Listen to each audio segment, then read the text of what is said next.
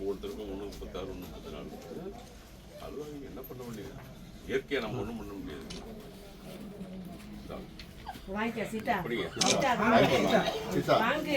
வாங்கப்பா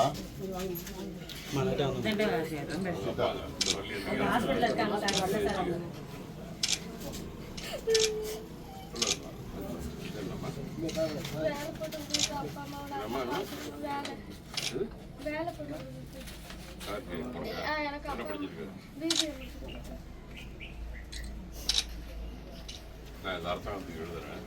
வேற ஏதாவது வாய்ப்பு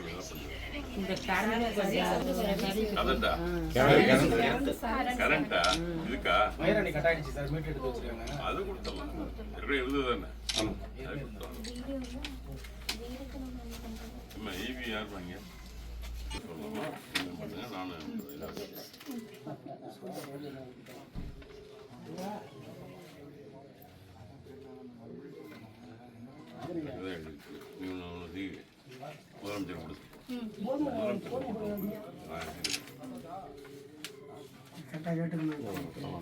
முதலமைச்சர் கொடுத்து மாதிரி அனுப்பிச்சி விட்ருவோம். வாய்ப்பு அடிப்பார். எப்படிதான் அப்புறம் வந்து வேலையை கிடைக்கும் அனுப்பிச்சி விட்ருவோம். போனாங்கல்ல சூரடிஞ்சு அதே இந்த கரண்ட் கணக்கு கொடுக்க அமைஞ்சிருக்கீங்க. அதுக்கும் கரண்ட் கொடுக்குறது என்னங்க இருக்கு? வந்துட்டாங்க. பாக்கி 2 பேர் இங்கே தான் இருக்காங்க.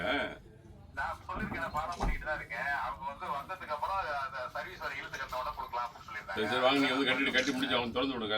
கரண்ட்டை கொடுங்க வந்து. நாங்கள் ஆறுதல் சொல்கிறத விட எங்களால் ஒன்றும் முடியாது. அதான பண்ண முடியும். வேறு என்ன பண்ண முடியும்? அதனால அவ்வளோதான். பிள்ளைக்கு வேலை வாங்குறது பண்ணி இங்கே லோக்கல் காலேஜ். அன்புக்கு தமிழ்நாடு முதலமைச்சருடைய பெருங்கவனத்திற்கு எடுத்துச் செல்லப்பட்டு சமீபத்தில் நடந்த டிட்வா புயலில் ஆலமூர்ச்சியில் ஒரு சுவர் இடிந்து தாய் தந்தை 2 மகள்கள் விழுந்து அவர்களை அடிபட்டு போய் ஒருவர் மருத்துவக் கல்லூரிக்கு அனுப்பப்பட்டு சிகிச்சை பலனளிக்காமல் இறந்து விட்டார். பாக்கி 3 பேரும் கும்பகோணம் அரசு மருத்துவமனையில் சிகிச்சை பெற்றுக் கொண்டிருக்கிறார்கள். அவர்களுக்கு அரசு நிவாரணமாக 4 லட்சம் ரூபாய் முதலமைச்சர் இங்கே வழங்கியிருக்கிறார். அந்த தொகையை நம்முடைய சப் கலெக்டர் IAS அவர்கள் இதை வழங்கியிருக்கிறார்கள். இதை இந்த பொண்ணு BBA படிச்சிருக்குன்னு சொல்லுது. அரசிற்கு கவனத்துக்கு எடுத்துச் செல்லப்பட்டு அதற்கு அந்த கல்விக்கு தகுந்த பணி கிடைப்பதற்கு நாங்கள் ஏற்பாடு செய்வோம் என்பதை சொல்லிக் கொள்கிறோம்.